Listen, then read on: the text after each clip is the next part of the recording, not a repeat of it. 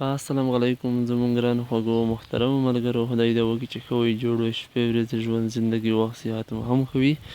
او زموږ ټیکنیکل شهید پښتو یوټیوب چینل ته هم ښه راغلاست درته وایو. ملګرو، تاسو ته نن ورځ موږ بیا یوه ډېره قیمتي زبردسته بهترینه ویډیو چمتو کړې ده. په نننۍ ویډیو کې ملګرو موږ تاسو ته ډېرې خوندورې دعاګانې راخوستې دي چې د روژه ماتي دعاګانې دي.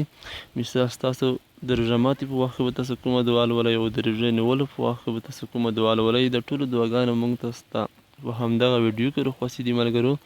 نو ستاسو نه زه هیله کوم هر هغه خواږه ملګري چې زموږ یوټیوب چینل ته نوي راغلي وي او زموږ یوټیوب چینل هم نوي در سره سبسکرایب کړئ، زموږ یوټیوب چینل حتما در سره سبسکرایب کړئ چې د دې ویډیو ترڅنګ زموږ ډېره مهمه خوندوره بهترینه ویډیوګانې تاسو ته په خپل وخت سره در ورسیږي. نو راځئ ملګرو اوس ویډیو شروع کوو. ویډیو سکیپ کوئ مه، ویډیو تر پایه وګورئ، موږ تاسو ته ټولې دعاګانې په واضح ډول سره ښایو. نو راځئ اوس د ویډیو په طرف.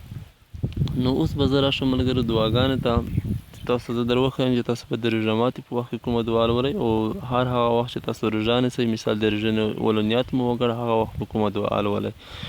نو لومړی دعا چې د ملګرو تاسو دلته وینئ دا د روژې نیولو نیت په وخت کې چې مثال هر هغه وخت چې تاسو روژه نیسئ سبا سهار، نو تاسو به همدغه دعا لولئ ملګرو. تاسو دلته د وینئ نو که دلته ملګرو د تصویر لږ داسې خړ غوندې خطری دی، داسې صفا غوندې نه ښکاري، نو تاسو ته زه بل تصویر هم ښیم. د کیزه بیا د روژې ماتې دعا ده چې کوم وخت چې د روژه ماتې ټیم وي تاسو به همدغه دعا لولئ. زه تاسو ته بل تصویر ښیم ملګرو، په هغه کې لږ په واضح ډول سره ښکاري د دعاګانې. تاسو دلته دا وګورئ، دا دعا چې ده ملګرو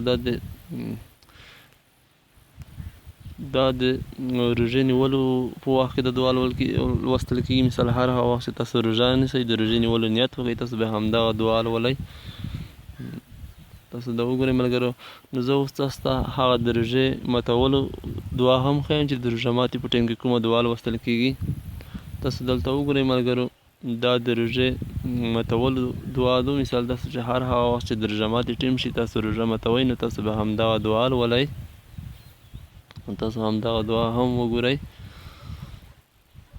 نو دا د روژه ماتي په ټایم کې لوستل کېږي همدغه دعا. نو ما یو بل تصویر هم اخیستی و، په هغه کې هم د دې نه لږ صفا غوندې ښکاري. تاسو دلته وګورئ ملګرو، که هلته تاسو ته صفا نه معلومه ده نو تاسو دلته هم د روژه ماتي دعا کتلی شئ. تاسو دلته وګورئ ښه په واضح ډول یې تاسو لوستلی او کتلی شئ. تاسو دلته وینئ دا د روژه ماتي دعا ده. نو تاسو به د روژه ماتي په وخت کې همدغه دعا لولئ.